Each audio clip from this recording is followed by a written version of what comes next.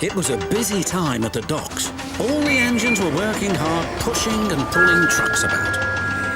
One morning, Percy was late. Cranky the crane was quick to criticise. "These ships can't be kept waiting. They have important cargo. If they miss the tides, they will be delayed in the docks. You should look up to ships and show more respect. You are, after all, only little." "We've got too much work," puffed Percy. "Then perhaps a lorry should do your job." Percy was shocked. He told the other engines what Cranky had said. "Stuff and nonsense," snorted James. "We engines run this island," said Henry. "What if a lorry does arrive?" I'm afraid it did, along with 2 more. Cranky was delighted.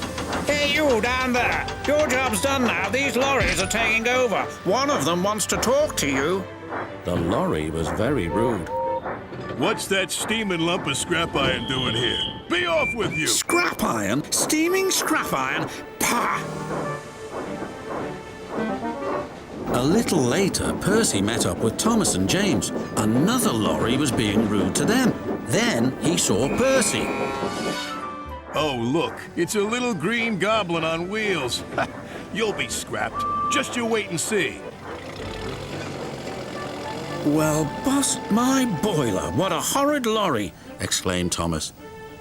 "Despicable," agreed James. The next engine to meet a lorry was Toby.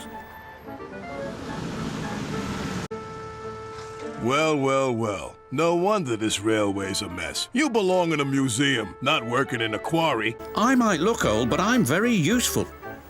"Useful? Pah!" replied the lorry. "Just you tootle off."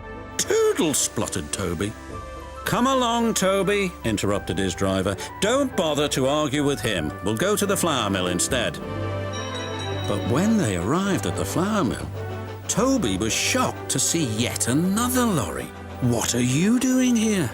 "We 3 are doing your work now. You're too slow." The foreman spoke to Toby's driver. "I'm sorry, times are a-changing, I'm afraid." "Toby might be old," replied his driver, "but he's reliable. Come on, Toby, we'll go to the farms. They'll still use us." Toby trundled sadly away. His railway ran through a narrow gorge, but vehicles had to tackle a steep and dangerous road. When Toby arrived, he saw the lorry from the quarry again. It was loaded with rock. "That lorry's in trouble," thought Toby.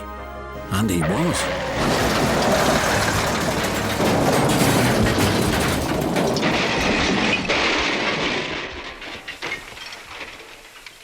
The driver was thrown clear. "Rotten roads," he muttered. The wrecked lorry was taken to the docks. Percy looked at the lorry. "What's this lump of steaming scrap iron?" he teased. "I'll be back," replied the lorry. "so you can wipe that silly smile off your smoke box." "Pah," said Percy, and wheeshed him loudly.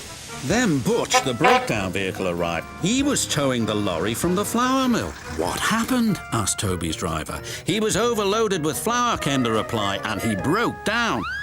"Not very useful now, are you?" said Toby. "Grrr," replied the lorries. Then James whistled excitedly. "They're bringing in the 3rd lorry on a barge."